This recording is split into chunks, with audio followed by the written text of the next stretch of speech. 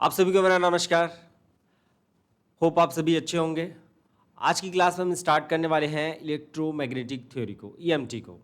ठीक है, तो अभी तक हमने क्या क्या सब्जेक्ट जो है वो कंप्लीट कर रखा है उसको एक बार देख लेते हैं। एक है हमारा मैथमेटिकल फिजिक्स।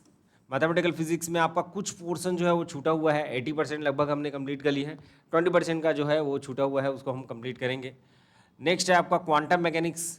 तो क्वांटम मैकेनिक्स में जो स्कैटरिंग वाला पार्ट है ना, स्कैटरिंग वाला पार्ट यहाँ से एक क्वेश्चन रहता ही है। और दूसरा relativistic quantum mechanics, relativistic quantum mechanics से एक क्वेश्चन रहता है ना। तो ये जो दो क्वेश्चन जो है बनने हैं वहाँ से हमारा छूटा हुआ है। तो लगभग ये 10% बोल सकते हैं सिलेबस का, 10% जो है वो छूटा हुआ है। दूसरा आगे अगर बढ़ें तो atomic and molecular physics, atomic and molecular, तो ये तो हमने लगभग कंप्लीट ही कर दी हैं, कंप्लीट ही है समझिए। नेक्स्ट जो है थर्मोडायनेमिक्स। थर्मोडायनेमिक्स का पार्ट हमने कंप्लीट कर रखा है, बट यहाँ पे जो स्टैटिस्टिकल का पार्ट है, स्टैटिस्टिकल का पार्ट जो है वो छूटा हुआ है। तो स्टैटिस्टिकल का पार्ट को मैं 2 से 3 लेक्चर में मैं ज़्यादा कुछ नहीं बताऊंगा। उसमें स्टैटिस्टिकल के पार्ट में केवल मैं फॉर्मूले पे बेस्ड जो है जितने भी क्वेश्चन हैं वो सब करा दूंगा। पार्टीशन फंक्शन कैसे लिखते हैं और उस पर बेस्ड जो है वेरियस फिजिकल क्वांटिटीज़ कैसे लिखते हैं वो मैं वहाँ पे बताऊँगा। ठीक है क्या?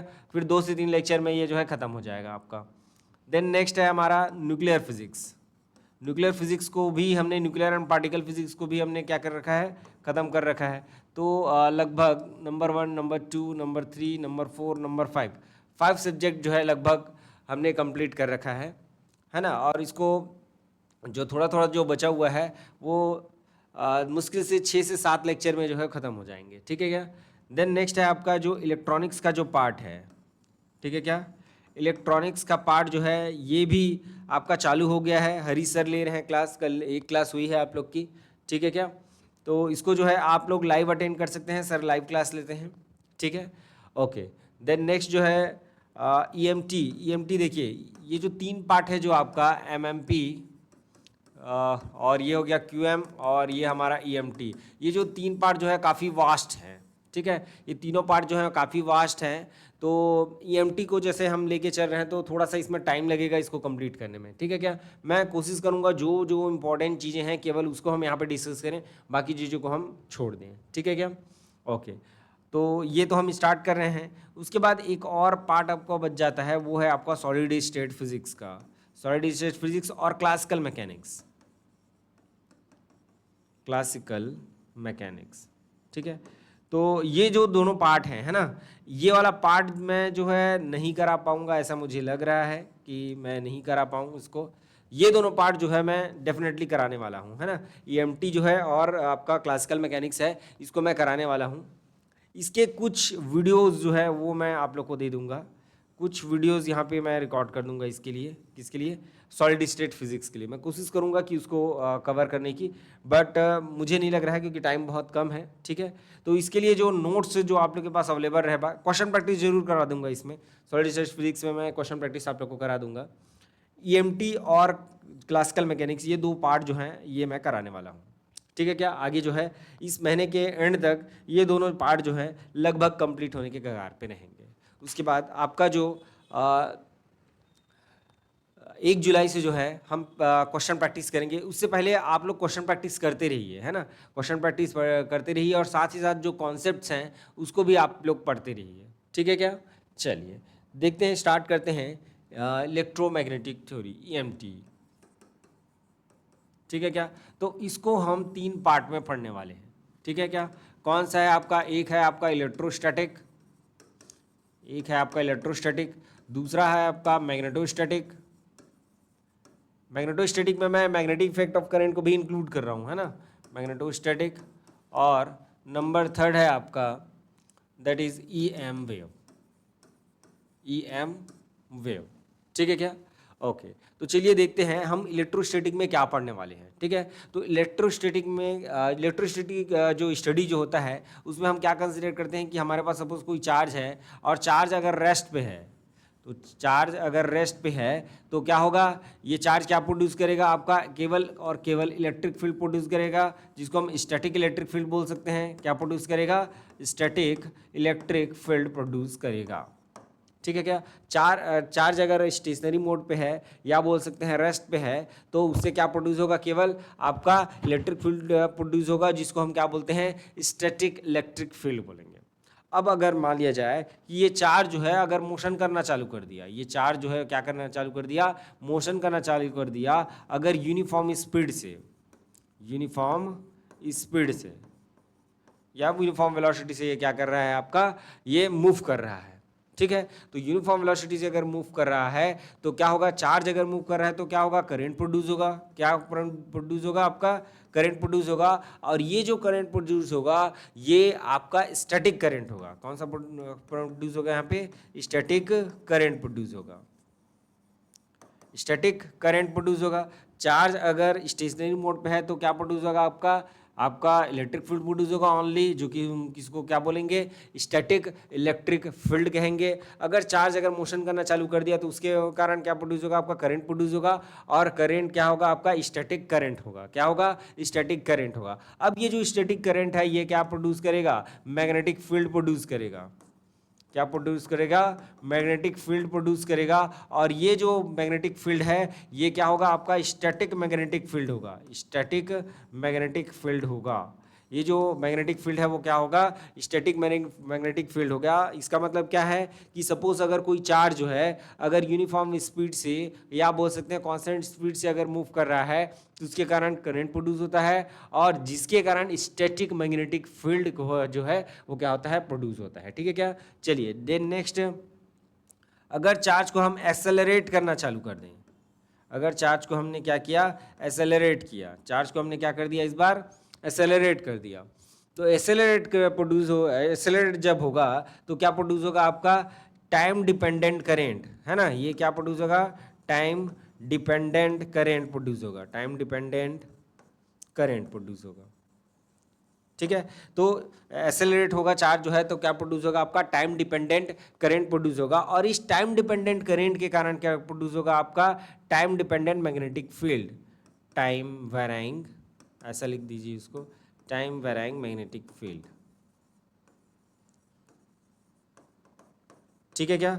तो चलिए देखते हैं इधर, तो एक्सेलरेट हुआ चार्ज तो क्या प्रोड्यूस होगा, आपका टाइम डिपेंडेंट करंट प्रोड्यूस होगा। और टाइम डिपेंडेंट करंट के कारण क्या प्रोड्यूस होगा, टाइम वेराइंग मैग्नेटिक फील्ड। तो जो भी मैग्नेटिक फील्ड प्रोड्यूस हुआ है वो किस पे डिपेंड करेगा, आपका ये आपका डिपेंड करेगा, टाइम पे डिपेंड करेगा। इस कारण उसको क्या बोल रहे हैं, टाइम वेराइंग मैग्नेटिक फील्ड बोल रहे हैं। अब ये जो टाइम वेराइंग मैग्नेटिक फील्ड है ये क्या प्रोड्यूस करेगा, time varying electric field produce करेगा। क्या प्रोड्यूस करेगा, time varying electric field produce करेगा फैराडे के लॉ के अनुसार। ठीक है क्या, ओके। तो यहाँ से फिर है ना, यहाँ पे क्या होगा, आपका इलेक्ट्रिक फील्ड जो है वो क्या किस में चेंज होगा, मैग्नेटिक फील्ड में, और मैग्नेटिक जो है इलेक्ट्रिक में चेंज होगा। तो यहाँ से आपको क्या मिलेगा, that is EM wave, electromagnetic wave. यहाँ से क्या प्रोड्यूस होगा, आपका इलेक्ट्रोमैग्नेटिक वेव। चलिए एक बार और रिवाइज कर लेते हैं कि अगर चार्ज अगर हमारा रेस्ट पे है तो क्या प्रोड्यूस होगा, आपका स्टैटिक इलेक्ट्रिक फील्ड प्रोड्यूस होगा, और मैग्नेटिक फील्ड यहाँ पे प्रोड्यूस नहीं होगा, मैग्नेटिक फील्ड जो है यहाँ पे प्रोड्यूस नहीं होगा। यहाँ पे बी जो है वो क्या रहेगा, एब्सेंट रहेगा। अब अगर चार्ज को हम यूनिफॉर्म स्पीड से अगर मोशन कराते हैं तब क्या होगा, आपका जो करंट जो होगा वो स्टैटिक करंट प्रोड्यूस होगा, और स्टैटिक करंट के कारण क्या प्रोड्यूस होगा, स्टैटिक मैग्नेटिक फील्ड प्रोड्यूस होगा। ओके, और यहाँ पे फिर से ये इलेक्ट्रिक फील्ड में कन्वर्ट नहीं होगा। लेकिन अगर चार्ज को हमने एक्सेलरेट कराया अगर चार्ज को हमने एक्सेलरेट कराया तो क्या प्रोड्यूस होगा, आपका टाइम वेराइंग या टाइम डिपेंडेंट करंट प्रोड्यूस होगा। और टाइम डिपेंडेंट करंट के कारण क्या होगा, time dependent magnetic field produce होगा। और टाइम डिपेंडेंट मैग्नेटिक फील्ड के कारण time dependent electric field produce होगा। और इन दोनों के कारण क्या प्रोड्यूस हो जाएगा, हमारा इलेक्ट्रोमैग्नेटिक वेव प्रोड्यूस हो जाएगा। तो ये जो है EMT में ये सब सारी चीज़ें जो है हम पढ़ने वाले हैं। जैसे अगर मैं इलेक्ट्रोस्टैटिक की बात करूं तो ये वाला जो पार्ट है आपका इलेक्ट्रोस्टैटिक में आ रहा है, जहाँ पे इलेक्ट्रोस्टैटिक में हम गॉसेस लॉ की स्टडी करेंगे, पोलराइजेशन वगैरह पढ़ेंगे। ठीक है, इलेक्ट्रोस्टैटिक बाउंड्री कंडीशन हम पढ़ने वाले हैं। देन नेक्स्ट मैग्नेटोस्टैटिक में हम क्या पढ़ने वाले हैं कि मैग्नेटिक इफेक्ट ऑफ करंट जितने भी हैं आपके, magnetic effect of current, suppose कोई वायर है, वायर से अगर करंट फ्लो हो रहा है, ठीक है, तो उसके कारण मैग्नेटिक फील्ड कितना होगा, बायो-सैवर्ट लॉ जिसको हम बोलते थे, एम्पियर्स लॉ जिसको बोलते थे। ठीक है, तो ये सब सारी चीज़ें जो है हम कहाँ पढ़ने वाले हैं, मैग्नेटोस्टैटिक में पढ़ने वाले हैं। फिर EM वेव में आपका जो मैक्सवेल इक्वेशन वाला जो पार्ट है वो हम पढ़ने वाले हैं। EM वेव में क्या पढ़ने वाले हैं, मैक्सवेल इक्वेशन वाला पार्ट हम पढ़ने वाले हैं। तो चलिए देखते हैं, लेक्चर को स्टार्ट करते हैं। तो सबसे पहले जो इलेक्ट्रोस्टैटिक जो स्टार्ट होता है वो कहाँ से स्टार्ट होता है, आपका कूलम्स लॉ से स्टार्ट होता है। कहाँ से स्टार्ट होता है, Charles Augustine day coulomb, Coulomb's law, ठीक है क्या। तो कूलम्स लॉ क्या होता है, मैं बहुत ही शॉर्टकट में बताने वाला हूँ, केवल यूँ समझ लीजिए मैं फार्मूला बस यहाँ पे बताने वाला हूँ, ठीक है क्या। ओके, केवल हम फार्मूला का डिस्कस करने वाले हैं। सब ठीक क्लियर है, सब ठीक है, ओके चलिए। तो सपोज हमारे पास दो कुछ चार्जेस हैं, है ना, ये कोई चार्ज हो गया आपका Q1 हो गया, और ये चार्ज हमारा Q2 हो गया, और दोनों के बीच के डिस्टेंस अगर R है तो हमारे पास जो फोर्स होता है वो कितना होता है, that is Q1 Q2 upon क्या होता है आपका R स्क्वायर होता है। ये कुछ इस प्रकार से आपने पढ़ रखा है पहले से ही। और यहाँ पे जो K जो होता है, K का वैल्यू कितना होता है आपका 1/4πε0, और इसका वैल्यू जो होता है 9 × 10⁹, ठीक है। और इसका यूनिट क्या हो जाएगा आपका, newton metre square upon coulomb square, है ना। ये कितना हो जाएगा, न्यूटन मीटर स्क्वायर पर कूलम्ब स्क्वायर, कुछ इस प्रकार से, ठीक है। कभी क्या होता है, इस K का या 1/4πε0 का आपका ये पूछ देगा, है ना, यूनिट पूछ देगा। तो यूनिट जो भी है आपको याद रखना पड़ेगा। अब इसमें देखिए इसको जो है CGS, है ना, ये तो हमने किस में बताया है, आपका SI यूनिट में बताया है। तो CGS यूनिट में क्या होगा, CGS यूनिट में क्या होगा, ये भी हमको पूछ सकता है। तो डे क्या हो जाएगा, डाइन सेंटीमीटर स्क्वायर, और अपॉन क्या हो जाएगा, कूलम्ब स्क्वायर, ठीक है क्या, ओके। हाँ चलिए इधर देखिए, अब ये क्या हो जाएगा आपका, वेक्टर फॉर्म में अगर लिखना चाहें, है ना, वेक्टर फॉर्म में अगर लिखना चाहें तो क्या हो जाएगा आपका, F = कितना हो जाएगा, Q1 Q2 upon R square R cap, ऐसा लिख सकते हैं।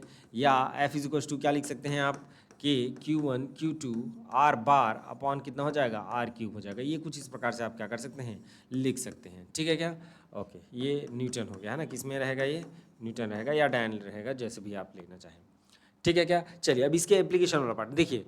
आपको अगर इलेक्ट्रोस्टैटिक अगर पढ़ना है या मैग्नेटोस्टैटिक अगर पढ़ना है, और EM वेव, है ना, तीनों में ही वेक्टर का बहुत ज़्यादा इंपॉर्टेंस है ना। वेक्टर मैंने बहुत अच्छे से आप लोग को बताया हुआ है। तो वेक्टर को आपको आना ही आना चाहिए, है ना। वेक्टर अगर नहीं आ रहा है तो आप EMT पढ़ ही नहीं सकते। वेक्टर जो है ये बैकबोन होता है EMT का, ठीक है। वेक्टर जो है बैकबोन होता है EMT का। तो आपको EMT पढ़ने के लिए वेक्टर को पढ़ना बहुत ही ज़रूरी है। जो अगर वेक्टर नहीं पढ़े हैं तो वेक्टर को एक बार और पढ़ लीजिए, उसके बाद EMT का जो है वीडियो देखना आप लोग चालू कीजिए, ठीक है क्या। चलिए देखते हैं इसके एप्लीकेशंस जो हैं। एप्लीकेशन क्या रहेगा, एप्लीकेशन जो सिस्टम ऑफ आपके चार्जेस दिए हुए हैं उसका आपको क्या निकालना रहेगा, उसका फोर्स निकालना रहेगा, ठीक है क्या। जैसे मैं इक्विलैटरल ट्रायंगल की अगर मैं बात करूं, इक्विलैटरल ट्रायंगल, ठीक है क्या। इक्विलैटरल ट्रायंगल की अगर मैं बात करूं, कुछ इस प्रकार से आपके पास ट्रायंगल है, और इस पॉइंट में इसके वर्टाइसिस में अगर चार्ज Q अगर दिया हुआ है, ये क्या दिया हुआ है, चार्ज Q दिया हुआ है, और बोला जाएगा कि इस पॉइंट में, है ना, suppose this point is A B and C, तो फाइंड द रिजल्टेंट फोर्स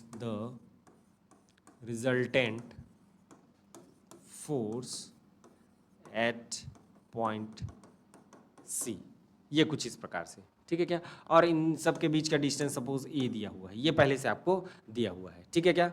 चलिए अब इसमें हम क्या निकालेंगे, फोर्स निकालेंगे पॉइंट C पे। तो पॉइंट C पे जो फोर्स है कहाँ से लगेगा, एक तो इधर से लगेगा, है ना, इधर से लगेगा। और देखिए मैंने चार्ज को क्या लिया हुआ है यहाँ पे, पॉजिटिव, सभी सेम चार्जेस है।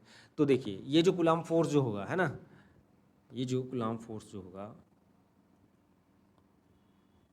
ये जो कूलम्ब फोर्स जो होता है हमारा, है ना, ये क्या होता है आपका, अगर सेम चार्जेस हैं, है ना, सेम चार्ज के लिए क्या करेगा, ये सेम चार्ज के लिए क्या होगा, ये रिपेल करेगा, क्या करेगा, रिपेल करेगा। और अपोजिट चार्जेस में क्या करेगा, अपोजिट चार्जेस, तो अपोजिट चार्जेस में क्या करेगा, ये अट्रैक्ट करेगा, क्या करेगा, अट्रैक्ट करेगा। तो इसको आपको याद रखना है, क्लियर है क्या, ओके चलिए, ठीक है। तो यहाँ पे आपको क्या निकालना है, यहाँ पे आपको ये निकालना है कि इस पॉइंट C पे कितना फोर्स लग रहा है, इस पॉइंट C पे कितना फोर्स लग रहा है। तो इसके कारण, है ना, इस चार्ज Q के कारण इस पे कितना फोर्स, किधर फोर्स लगेगा वो पहले देख लीजिए। इधर फोर्स लगेगा, उधर फोर्स लगेगा, ये दोनों चार्ज Q है तो वो उधर जाएगा। तो ये कुछ इस प्रकार से, सपोज इसको मैं F1 या बोल सकता हूँ मैं FB नाम दे रहा हूँ, क्योंकि यहाँ पे B पॉइंट के कारण लग रहा है।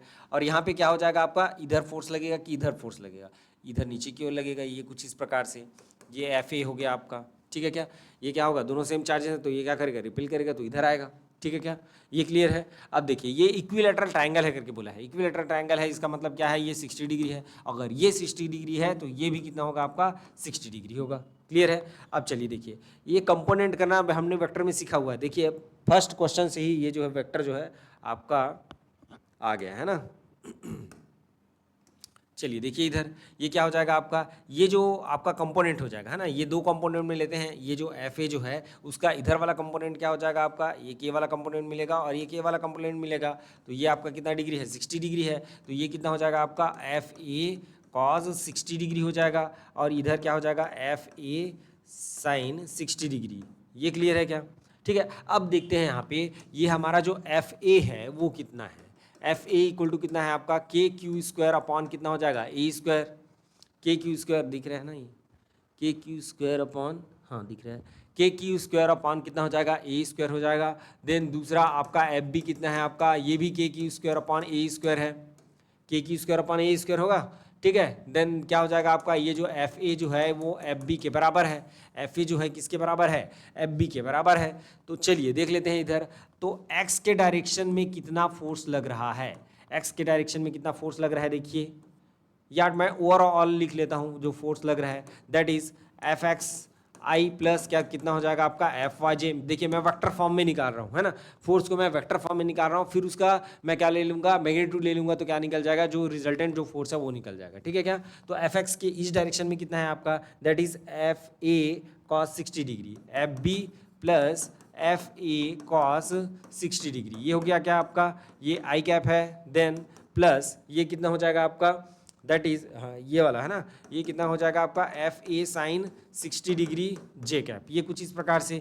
तो एफ बी और एफ ए तो दोनों सेम है और दोनों का वैल्यू कितना है, that is K Q square upon A square, ये दोनों को मैंने क्या कर दिया कॉमन कर दिया, इसका वैल्यू पुट किया इसका वैल्यू पुट किया और दोनों को कॉमन कर दिया, अंदर में क्या बचा आपका 1, यहाँ पे 1 बचा और यहाँ पे cos 60 डिग्री कितना होता है आपका, that is 1/2 I cap, plus ये इसका एफ ए का वैल्यू कितना हो जाएगा के क्यू स्क्वायर अपॉन कितना हो जाएगा ए स्क्वायर, और इसका वैल्यू कितना हो जाएगा √3/2, और ये क्या हो जाएगा आपका जे कैप हो जाएगा। तो के क्यू स्क्वायर अपॉन ए स्क्वायर को हम सबसे क्या कर लेते हैं कॉमन कर लेते हैं, के क्यू स्क्वायर अपॉन कितना हो जाएगा आपका ए स्क्वायर, ये कितना हो जाएगा आपका 3/2 आई कैप, और ये कितना हो जाएगा √3/2 जे कैप, ये कुछ इस प्रकार से। अब ये जो 2 भाई साहब है इसको भी बाहर कर लीजिए, तो कितना हो जाएगा आपका के क्यू स्क्वायर अपॉन ए स्क्वायर, और ये कितना हो जाएगा 2 को बाहर कर दिए तो कितना बचेगा, that is 3i plus √3j। ये क्लियर है क्या, ओके। तो ये किस में आ गया आपका, ये जो फोर्स मिला है हमको ये किस में मिला है, that is nothing but in vector form. ये किस में फॉर्म है, वेक्टर फॉर्म में है। इसका हमको मैग्नीट्यूड चाहिए रहेगा,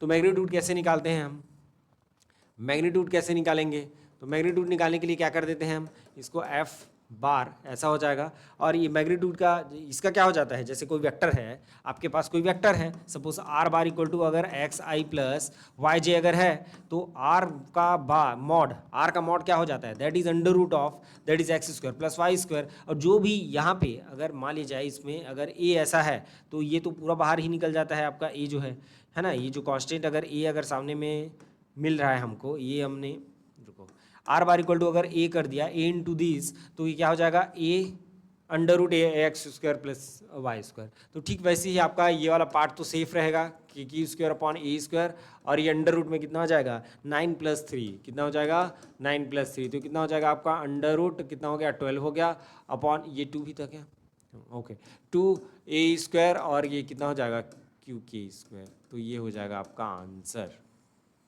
तो पॉइंट सी में जो है कितना फोर्स वर्क कर रहा था वो हमको मिल गया √12 के Q square upon 2a square. ठीक है क्या, एग्जैक्ट क्लियर, एकदम क्लियर है। चलिए नेक्स्ट जो है सेकंड आपको क्या निकालना रहेगा कि सपोज हमारे पास कोई स्क्वायर है। अब स्क्वायर में क्या है आपका, ये charge Q Q Q Q Q है, और ये पॉइंट हमका हमारा ए हो गया, ये बी हो गया, ये सी हो गया, ये डी हो गया। तो इस पर्टिकुलर पॉइंट पे, इस पर्टिकुलर पॉइंट सी पे कितना फोर्स आएगा, फाइंड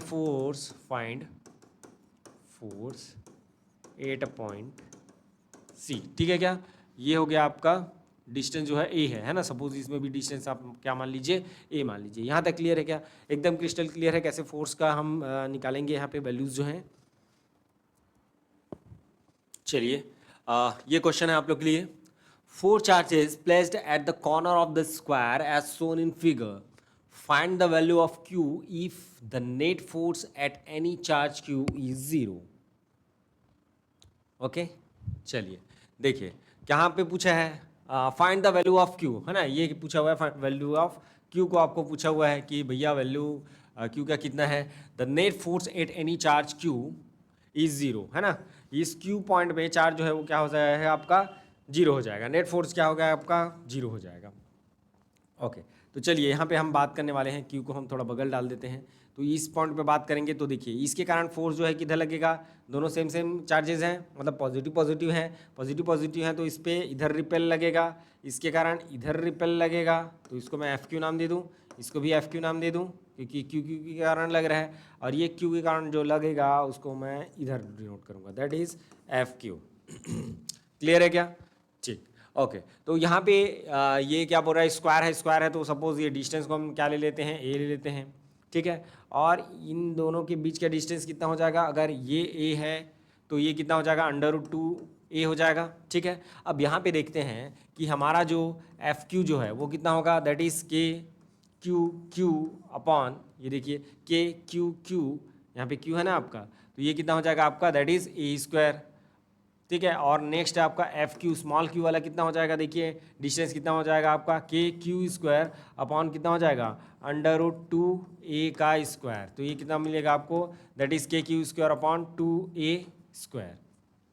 ये क्लियर है क्या? चलिए देखिए अब यहाँ पे रिजल्टेंट फोर्स की अगर हम बात करें, एफ नेट रिजल्टेंट फोर्स, अगर एफ नेट की अगर मैं बात करूँ तो क्या हो जाएगा आपका, देखिए इन दोनों का जो रिजल्टेंट है ना, ये देखिए एफ क्यू और एफ क्यू, है ना, कैसे वर्क कर रहा है उसको देखिए, एफ क्यू को ये कुछ इस प्रकार से है वर्क कर रहा है आपका, ये आपका एफ क्यू हो गया और ये आपका एफ क्यू हो गया, तो इस डायरेक्शन में इसका दोनों का रिजल्टेंट होगा, ये एफ क्यू हो गया इधर, ये एफ क्यू हो गया इधर, तो इसका रिजल्टेंट इधर वर्क करेगा। तो रिजल्टेंट यहाँ पे सपोज उसको मैं नाम दे रहा हूँ F1 नाम दे रहा हूँ, क्या नाम दे रहा हूँ, F1 नाम दे रहा हूँ। तो ये कितना हो जाएगा आपका, दैट इज इक्वल टू कितना हो जाएगा आपका, दिस F1 इक्वल टू √ऑफ F Q square plus F Q square, ऐसे ही निकालते हैं ना, इन दोनों का रिजल्टेंट इधर वर्क कर रहा है तो ये ऐसे ही निकलता है।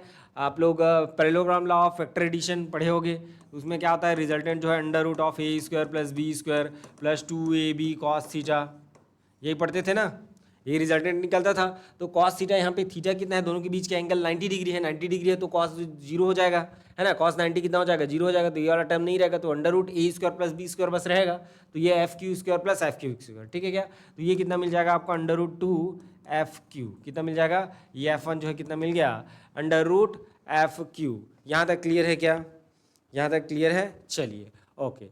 अब देखिए इधर, हाँ अब क्या है आपका, इधर ही देखिए ये जो एफ नेट जो है वो 0 है करके बोल रहा है ना, इधर क्या वर्क कर रहा है, एफ का F1 वर्क कर रहा है और साथ ही साथ एफ क्यू भी वर्क कर रहा है। चलिए यहीं पे देख लेते हैं, ये एफ क्यू पहले वर्क कर रहा था और इन दोनों का रिजल्टेंट क्या वर्क किया, इधर F1 वर्क किया, तो हमारा जो एफ नेट जो होगा दैट इज इक्वल्स टू कितना हो गया आपका, एफ क्यू प्लस कितना हो जाएगा F1 हो जाएगा, और एफ नेट को कितना बोला है, ये 0 बोला हुआ है, तो ये कितना हो जाएगा आपका 0, तो that is equals to F Q कितना है आपका, that is K Q square upon कितना है 2a स्क्वायर, और F1 कितना है आपका √2, एफ क्यू का वैल्यू कितना है आपका, that is K Q Q upon कितना है, दैट इज a स्क्वायर। तो ये कुछ किस प्रकार से, अब इन दोनों से अगर हम देखें, इन दोनों से के Q square upon a square हम क्या कर देते हैं, कॉमन कर देते हैं। चलिए देखिए यहाँ पे क्या करेंगे हम, के क्यू स्क्वायर जो है वो क्या कर देंगे, कॉमन कर देंगे, तो ये कितना हो जाएगा, दैट इज इक्वल्स टू 0, तो के क्यू स्क्वायर अपॉन ए स्क्वायर को हमने कॉमन कर दिया, अंदर क्या बचा 1/2 प्लस √2, और यहाँ पे देखिए ओके के क्यू बस आपका क्या होगा, कॉमन होगा, यहाँ पे q/2 बचेगा और यहाँ पे क्या बचेगा आपका √2q बचेगा, ठीक है, क्योंकि के क्यू को यहाँ पे सिंगल क्यू, यहाँ पे सिंगल क्यू कॉमन हो चुका है, ये इधर आके कितना हो जाएगा 0 हो जाएगा, तो उधर क्या बचेगा q/2 plus √2q that is equals to 0, then √2q is equals to minus q/2, then finally q equal to कितना हो जाएगा -q/2 √2 हो जाएगा। तो कैपिटल Q कितना मिल गया आपको, -q/2 √2 मिल गया, ये आपका फाइनल आंसर हो जाएगा, ठीक है। देख लीजिए इसको अच्छे से,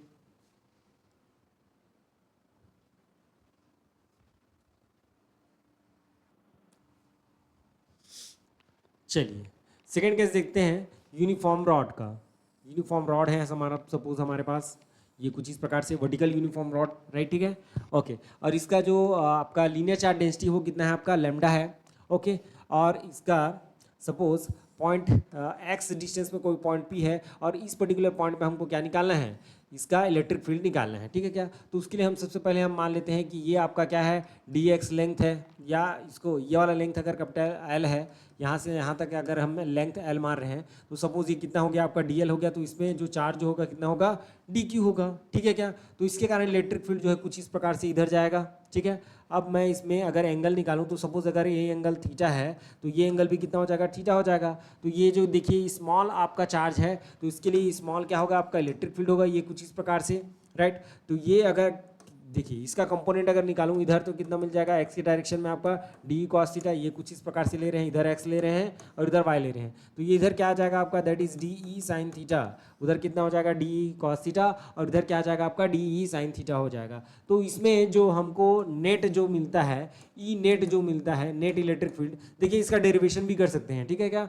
इसका डेरिवेशन कर सकते हैं, बट यहाँ पे मैं डेरिवेशन नहीं कर रहा हूँ, यहाँ पे मैं डेरिवेशन नहीं कर रहा हूँ, डायरेक्ट आप लोग को रिजल्ट बता रहा हूँ, that is D E Y and that is nothing but your D E X, ये आपका डी ई एक्स है और ये आपका क्या है, डी ई वाई है। तो ई नेट इक्वल टू कितना हो जाएगा आपका, that is E X I plus क्या हो जाएगा यहाँ पे ई वाई, और देखिए जो डी वाई जो कंपोनेंट है वो नीचे की ओर है, तो इस वजह से इसको हम क्या ले रहे हैं, माइनस जे ले रहे हैं, तो ये आपको याद रखना है। अब यहाँ पे आपका ई एक्स जो होता है that is nothing but your के लेमडा अपॉन एक्स, ये हो जाता है आपका साइन थीटा 1 प्लस कितना होता है आपका साइन थीटा 2 होता है। और अगर मैं ई वाई की अगर मैं बात करूँ तो ये होता है आपका के लेमडा अपॉन एक्स, और ये हो जाता है आपका कॉस थीटा 1 माइनस कितना होता है कॉस थीटा 2, ये कुछ इस प्रकार से, ठीक है क्या। तो ये फॉर्मूला जो है काफ़ी इंपॉर्टेंट है आपके सी जी सेट एग्जामिनेशन में 2018 के क्वेश्चन में मैं देख रहा था कि ये जो यूनिफॉर्म रॉड है और रॉड में अगर करंट आपका आई अगर फ्लो हो रहा है तो उसके कारण मैग्नेटिक फील्ड वाला केस जो है वो पूछा हुआ था, ठीक है।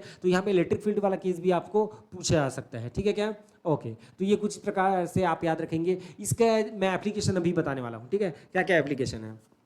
तो एप्लीकेशन पार्ट में अगर मैं देखूँ तो पहला है क्या आपका सेमी इनफाइनाइट रॉड का, है ना, सेमी इनफाइनाइट रॉड, ठीक है। सेमी इनफाइनाइट रॉड कैसे दिखेगा हमको, ऊपर तरफ बिल्कुल नहीं है, सपोज नीचे की ओर है कुछ इस प्रकार से, ठीक है।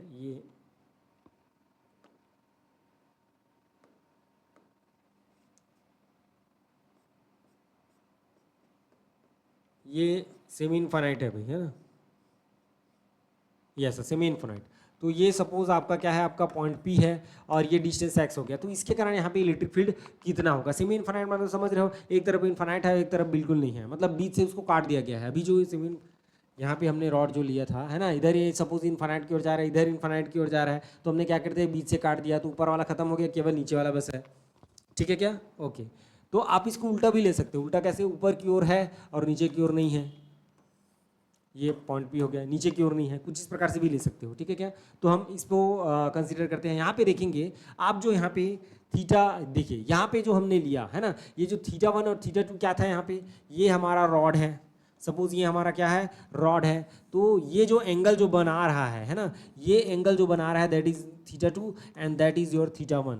इसको मैंने थीटा 2 लिया है ऊपर वाले को, और नीचे वाले को क्या लिया है, थीटा 1। आप अपनी इच्छा अनुसार ले सकते हो, कोई दिक्कत वाली बात नहीं है, लेकिन फॉर्मूले में कौन सा लिए हो ये आपको याद होना चाहिए, ठीक है क्या, ओके। तो चलिए इधर देखिए, तो अगर मैं देखिए यहाँ पे थीटा 2 की अगर मैं बात करूँ तो थीटा 2 यहाँ पे क्या हो जाएगा, देखिए थीटा 2 की अगर मैं बात करूँगा, थीटा 2 की अगर मैं बात करूंगा तो ये तो ऊपर ही नहीं उठ रहा है, ये एंगल जो है, ये एंगल जो है ऊपर उठ रहा है क्या, इधर तो कुछ है ही नहीं, तो एंगल कहाँ से उठेगा, तो ये तो जीरो हो गया, तो थीटा 2 क्या मिल गया आपको, दैट इज 0 डिग्री। नीचे की अगर मैं बात करूँ तो नीचे में अगर ये इन्फानाइट तक जाना है, ये रॉड कहाँ तक गया है, इन्फानाइट तक गया है, तो मैं एंगल कहाँ से मेजर करता हूँ, यहाँ से मेजर करता हूँ, यहाँ से ऐसे जब मेजर करते हुए जाऊँगा तो इन्फानाइट में ऐसे सीधा हो जाएगा, तो ये जो एंगल जो है कितना बनेगा आपका 90 डिग्री बनेगा, तो ये जो थीटा 1 है कितना डिग्री हो जाएगा आपका 90 डिग्री हो जाएगा।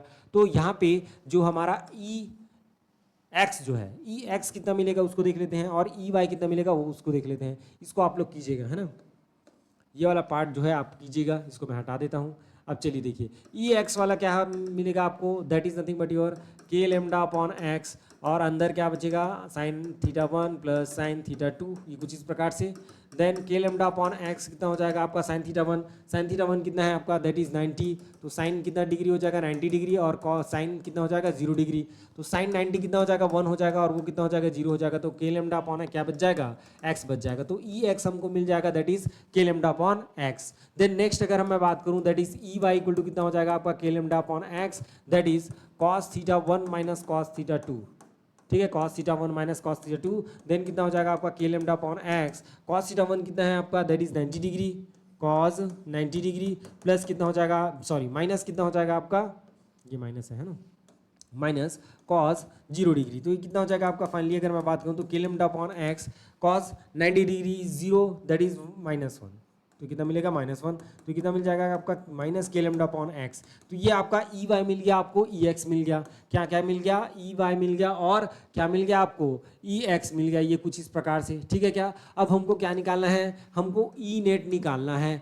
तो ई नेट जो हमारा होता है दैट इज ई एक्स आई और plus E Y minus J cap, है ना, माइनस जे कैप मतलब नीचे की ओर होता है, माइनस जे का मतलब क्या होता है नीचे की ओर होता है, तो यहाँ पे फाइनल अगर मैं बात करूँ तो that is E net equal to कितना हो जाएगा दैट इज ई एक्स का मतलब कितना हो जाएगा के लेमडा अपॉन एक्स, ठीक है क्या, आई कैप प्लस माइनस, है ना, इसका माइनस आ गया और उसका माइनस और है, तो के लेमडा अपॉन एक्स कितना हो जाएगा आपका जे कैप हो जाएगा, तो फाइनली अगर मैं बात करूं तो के lambda upon x I cap plus कितना हो जाएगा जे कैप हो जाएगा कुछ इस प्रकार से।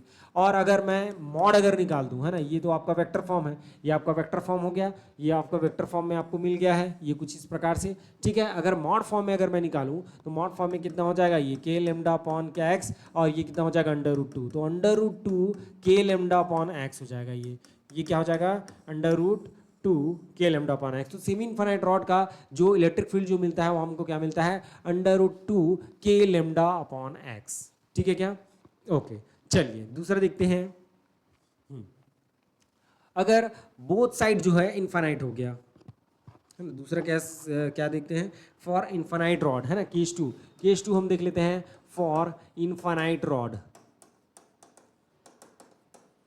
ठीक है क्या। इन्फानाइट रॉड की अगर हम बात करेंगे तो सपोज ये सेंटर पॉइंट हो गया और इधर ये आपका इन्फानाइट तक जाएगा और ये इधर भी क्या जाएगा इन्फानाइट तक जाएगा, सपोज ये पॉइंट P है और ये डिस्टेंस x है, तो अब हमको निकालना है पॉइंट P पे कितना इलेक्ट्रिक फील्ड होगा, ठीक है क्या। तो कैसे निकलेगा उसको देख लीजिए, तो ये आपका निकलेगा, ये इन्फानाइट चला गया मतलब θ2 कितना हो जाएगा आपका 90 डिग्री हो जाएगा, ये θ2 जो है ऐसे सीधा सीधा हो जाएगा ना, इन्फानाइट में कितना हो जाएगा ये ऐसे सीधा हो जाएगा, तो कितना डिग्री हो जाएगा 90 डिग्री हो जाएगा, और इधर भी कितना हो जाएगा ये ऐसे 90 डिग्री हो जाएगा, तो θ1 कितना हो जाएगा आपका 90 डिग्री हो जाएगा। तो यहाँ पे आप ई एक्स निकालेंगे, ई एक्स कितना हो जाएगा आपका that is K lambda upon x, ये आपका हो जाएगा साइन θ1 प्लस साइन θ2, तो दोनों 90 90 है तो कितना हो जाएगा 2 हो जाएगा, तो 2 के लेमडा अपॉन कितना हो जाएगा एक्स हो जाएगा, ये हमको क्या मिल गया ई एक्स मिल गया। अगर मैं ई वाई की अगर बात करूँ तो के लेमडा अपॉन कितना हो जाएगा एक्स हो जाएगा, और ये कितना हो जाएगा आपका cos that is 90 degree plus cos sorry minus, ये माइनस है ना, माइनस में आता था ना माइनस कॉस 90 डिग्री, ठीक है क्या। तो ये तो दोनों क्या हो जाते हैं जीरो हो जाते हैं, तो ई वाई कितना मिल गया आपको जीरो मिल गया, ये कुछ इस प्रकार से। यहाँ तक समझ में आया, थोड़ा फास्ट हो रहा होगा बट मेरे ख्याल से समझ में आ जा रहा होगा, कोई दिक्कत वाली बात नहीं होगी, है ना, क्योंकि सारी चीज़ें दिख रही हैं क्या क्या आपको लेना है, ठीक है क्या। ओके चलिए ई नेट की अगर मैं बात करूँ, ई नेट की अगर मैं बात करूँ तो कितना हो जाएगा आपका E X I cap plus E Y minus J cap होता है, तो ये वाला तो अब ये आपका खत्म हो गया है जीरो है, तो ई एक्स का कितना हो जाएगा आपका that is 2 lambda upon x I cap. ऐसा डायरेक्ट जो है क्वेश्चन जो है आपको पूछा जा सकता है, ठीक है क्या, कि सेमी इनफाइनाइट रॉड है तो उसके लिए और उसका लीनियर चार्ज डेंसिटी अगर लेमडा दिया हुआ है तो उसके कारण इलेक्ट्रिक फील्ड पॉइंट पी पे एट डिस्टेंस एक्स कितना होगा। क्लियर है, एकदम क्रिस्टल क्लियर होना चाहिए भाई, है ना। तो ठीक है, आज की क्लास में केवल इतना ही करते हैं, मिलते हैं कल की वीडियो में हम देखेंगे कि ये जो रॉड है या आप लोग ट्राई कीजिएगा। चलिए मैं कुछ क्वेश्चन दे देता हूँ आप लोग को। ये सपोज ये कुछ इस प्रकार से अगर रॉड है ना, ये ऐसा,